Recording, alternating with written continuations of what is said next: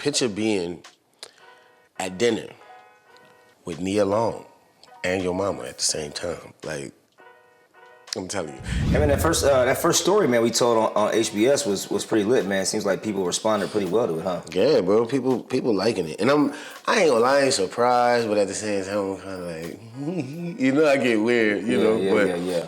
But nah, I'm excited. They want more. They said it was too short. Like we teasing them.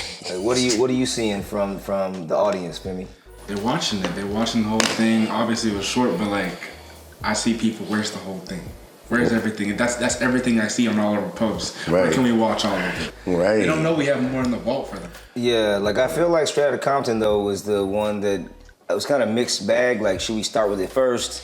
Right. Should we not? You know what I'm saying? Right. Should we save it for later? But I feel like we made a good choice by starting with it just to kind of give people the flavor of it. Right, exactly. Because, I mean, you know, the few movies that I did do before that was, like, cool. But, you know, people go back and watch it and was like, oh, this nigga was the clerk. Hold on, water. like Ghost in here. Let me wash my hands right quick. Excuse me. I know y'all can't see me, but wait. yeah. Man, but so, like, I mean, really, for me, when I look at the whole timeline of kind of your rise, right, like, I know that after you play Eazy-E, like, right after that, like, it just had to skyrocket for you, right? Like, it had to be super lit. Well, see, contrary to popular belief, right, movies take a long time to come out. So even though I knew I had just did a classic and that I did my big one and, you know, it was on the way, it still took like almost a year to come out, right? So I'm having conversations with people like, bro, I just did this movie, Straight Outta Compton. I played Eazy-E. It's about NWA. It's gonna be the biggest movie of the summer. Everybody like, nigga, right. Get your stupid ass out of here. Boy, that movie is going straight to VH1. It's gonna be just like the TLC movie. You know, no shade, by the way, to the TLC movie. Cause Lil Mama, I actually studied you to do Eazy-E, you know, so thank you for that. Yeah, but no shade at all, you know what I mean? They definitely did their thing, but people was really trying to shit on me, you know, but those who knew, knew. And some of those who knew were Keegan-Michael Key, Jordan Peele, or the infamous Key and Peele. Yeah. Oh, yes and yeah. So Jordan and Keegan were doing this movie called Keanu, and it was their first feature film, so it was a passion project. Peter Atencio was set to direct, and you just can't find energy like that because he had did most of their skits and all of that, so they had this camaraderie that they had just built over years. So this was like a different level, you know? These guys were really just in sync with each other and just really ready to kill something. A quick piece of advice. If you want to really do great films, and if you want the cheat sheet to doing great films, do passion projects. They should be important to people. Okay. So even though this movie was an all-out comedy, they brought out the heavy guns to make sure it had the right amount of reality and just the right amount of ridiculous. They had Tiffany Haddish, Louis Guzman, myself, Jamar Neighbors, Nia Long, Method Man, etc. You know what I mean? Like it goes on and on, the list goes on and on, but it was just a hungry cast and everybody was really dope and everybody was really powerful. And I think it evened the film out very well. It feels very real and very grounded, but also very fucking ridiculous, you know, which is getting Peele. Disclaimer. Before I even get into Keanu, it was the hardest movie that I ever shot in my life because Jordan Peele and Keegan-Michael Key are arguably two of the funniest people I ever met in my life. And it's hard to stare somebody in the eyes that is naturally that foolish and not laugh. These niggas is stupid. We shot this movie in New Orleans and I'm forever thankful for that because for the first time, I could be a tourist in my own city and really see the beauty that everybody else travels from all over the world to come see. Because New Orleans has a vicious underbelly and we've been the murder capital of the world several times, you know, and it has just a lot of darkness in it. So to be able to see what everybody else sees was really, really nice, you know? It was really nice. It was also really dope to shoot in New Orleans because, you know, I got to be like the tour guide and show them all kinds of different places and where I grew up and dope restaurants. And, oh man, it was just a real family affair. Like, picture being at dinner with Nia Long and your mama at the same time. Like, I'm telling you. And, you know, Nia she's great. She's so dope. I remember she told my mama, you know, if I was about 25 years younger, your son, I was like, ma'am, you don't have to be younger. I mean, we could figure this out. You know what I'm saying? I'm pretty sure that she wouldn't mind. You know what I mean? Like in some scenarios, maybe. You know what I mean? But this one, I think she would have made an exception for you. You know, but there was also some really dark times. You know, because as we moved around the city, I think people started to see more and more that I was really taking this serious and I was making moves that was gonna change my life. And a lot of times when you come from the same environment as somebody else and you start with the same tools as them and you end up going here and they're still on the same level, it's hard for them to accept that.